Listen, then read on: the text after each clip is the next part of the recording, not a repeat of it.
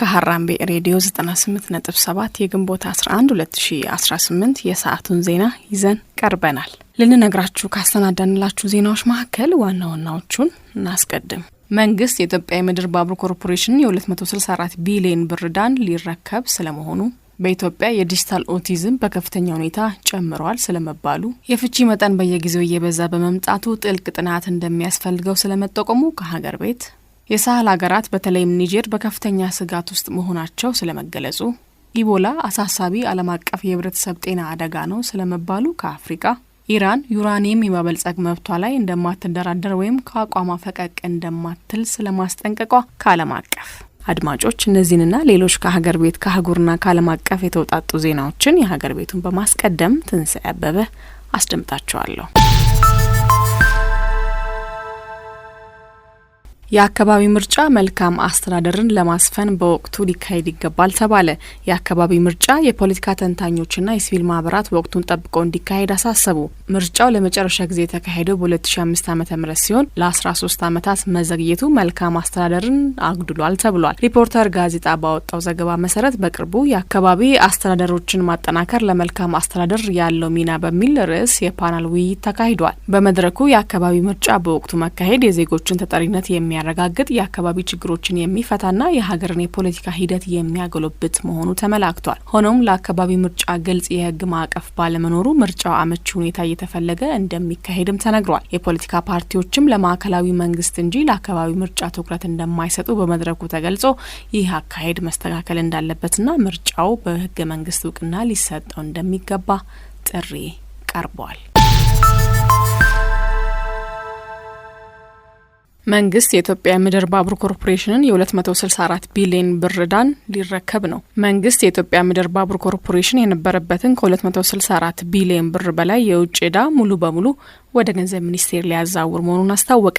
ይህ ውሳኔ ከቻይና አበዳሪዎች ጋር በተደረገ የዕዳ መልሶ ማዋቀር ስምምነት መሰረት ነው። የገንዘብ ሚኒስቴሩ አቶ አህመድ ሺዴ እንደገለጹት የዕዳው ሽግግር ኮርፖሬሽኑን ካለበት ከባድ የገንዘብ ጫና ነጻ በማድረግ ነባር መሰረተ ልማቶችን በመጠገንና ቀሪ ፕሮጀክቶችን በማጠናቀቅ ላይ ሙሉ ትኩረቱን እንዲያደርግ ያስችለዋል። በሌላ በኩል ሚኒስቴሩ ለአጠቃላይ ሀገራዊ የዕዳ ክፍያ በበጀት አመቱ 463.4 ቢሊዮን ብር መድቦ የነበረ ቢሆንም በመጀመሪያዎቹ 9 ወራት ውስጥ 226.8 ቢሊዮን ብር ወይም 81 በመቶ የሚሆነውን መክፈል ችሏል።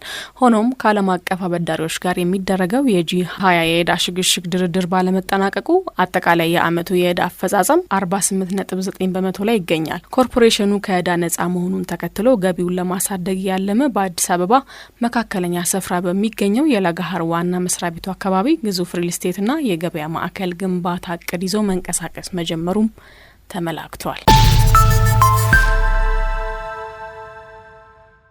በኢትዮጵያ የዲጂታል ኦቲዝም በከፍተኛ ሁኔታ መጨመሩ ተገለጸ።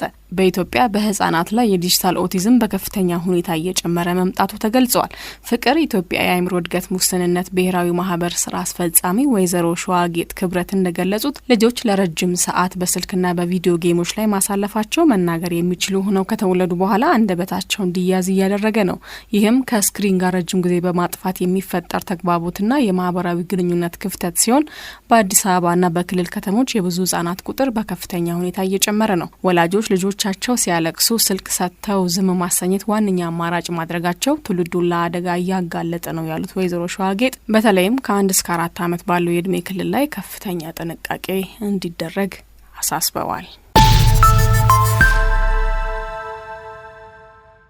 የፍቺ መጠን በየጊዜው እየበዛ በመምጣቱ ጥልቅ ጥናት እንደሚያስፈልገው ተጠቆመ።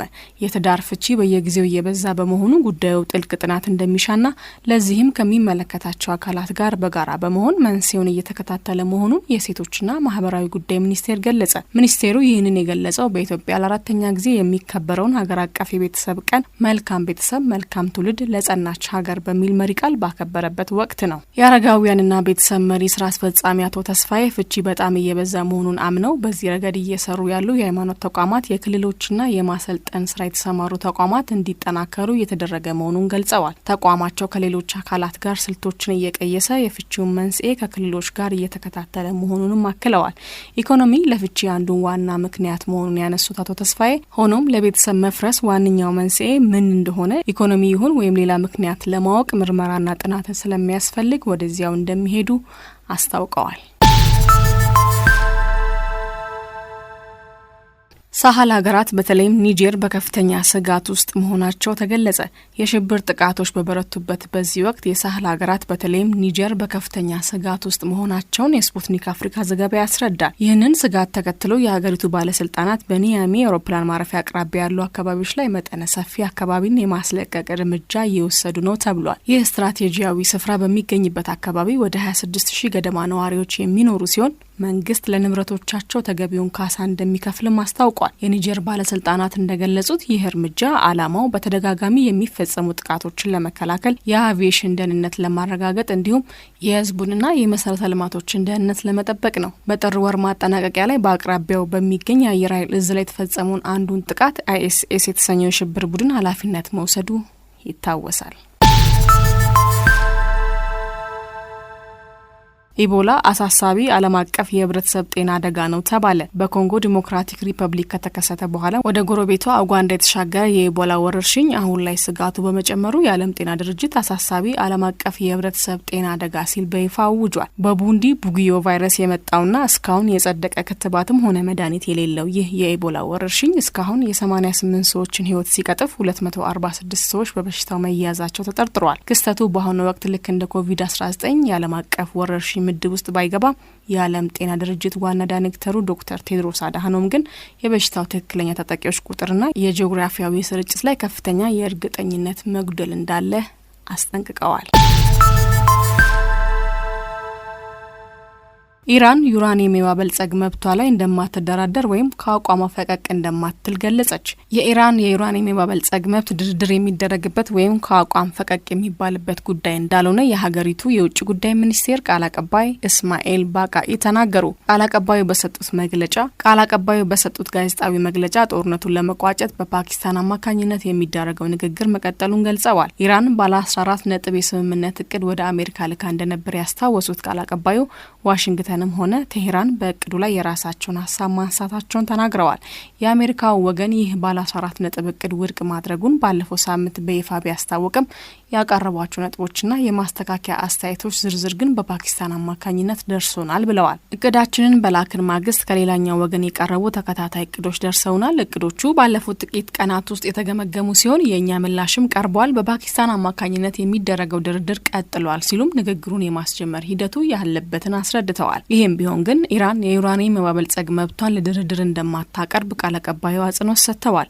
በእርግጠኝነት መናገር የሚቻለው ዩራኒየም የማበልጸግ መብት ልንደራደርበት ወይም ከአቋም ፈቀቅ የምንልበት ጉዳይ አይደለም። ኢራን ዩራኒየም ለማበልጸግ ያላት መብት የኒውክሌር መሳሪያዎች ላለማስፋፋት በተፈረመው ስምምነት መሰረት እውቅና የተሰጠው ነው ብለዋል። እንደ ቃል አቀባዩ ገለጻ ኢራን የማትፈልጋቸው የድርድር ነጥቦች በግልጽ ተቀምጠዋል። እንዳይንቀሳቀሱ የታገዱ የኢራን ሀብቶች መለቀቅን በማሳያነት ያነሱት ቃል አቀባዩ እናንተ እኛ ለድርድር ያስቀመጥነው ቅድመ ሁኔታ እንደሆነ ትናገራላችሁ፣ እኛ የመብት ጥያቄ እንደሆነ እንናገራለን ብለዋል። አድማጮቻችን ዜናዎቹ አብቅተዋል። ከመሰናበታችን በፊት የነገርናችሁን የዜና ርዕሶች እናስታውሳችሁ።